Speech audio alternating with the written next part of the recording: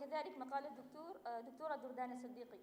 إنها رحبت جميع الضيوف الكرام ترحيبا حارا، وقالت: نحن فرحات جدا على تشرف جميع الضيوف الذين جاءوا رغم أشغالهم الكثيرة، حمدا لله على سلامتهم وحضورهم. وأقول مرحبا بضيوف الكرام عدد ما خطته الأقلام من حروف، وبعدد ما أزهر بالأرض زهور، مرحبا ممزوجة بعطر الورد ورائحة البخور.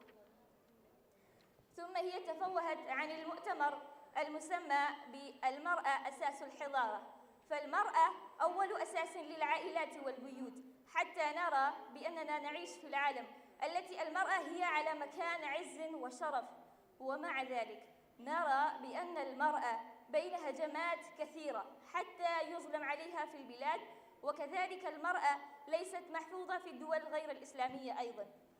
وإنما الإسلام أعطى المقام والعزة والشرف للمرأة حتى إنها مربية للعائلات والبيوت أيضاً.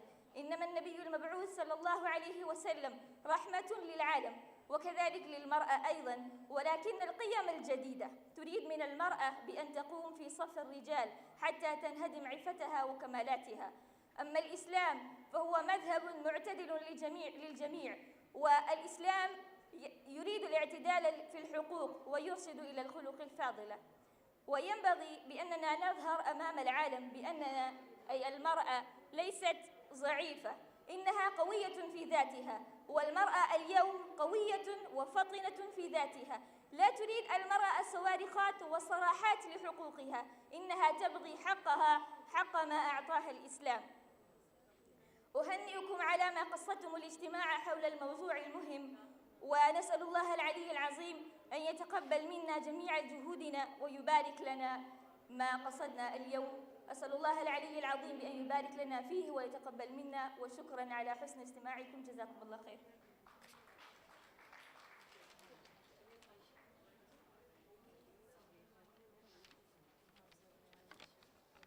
السلام عليكم يا ضيوف الكرام، أخواتي العزيزات، مرحبا بكم مرحبا بكم مع كل شروق شمس وغروبها، مرحبا بكم عدد نجوم السماء اللامئة في الأفق، مرحبا بكم حين تتلاطم أمواج البحر، مرحبا بكم عند سقوط قطرات الندى على الزهر. كل شيء يرحب بكم، كل شيء يبتسم ويتوهج. مرحبا مرحبا بقدومكم في هذه الأرض المباركة، بوجودكم وبوجوهكم المنيرة المتلاطئة. نرحب بكم في أعماق قلوبنا ترحيبا حارا يا أخواتي يا عزيزاتي يا ضيوف الكرام. حقيقة اليوم يوم السعادة والافتخار لنا بقدومكم من أنحاء الأقطار والبلدان المختلفة. اليوم أصبحت الأرض الباكستان منورة ومضيئة. مرحبا مرحبا يا ضيوف الكرام. السلام عليكم ورحمة الله وبركاته.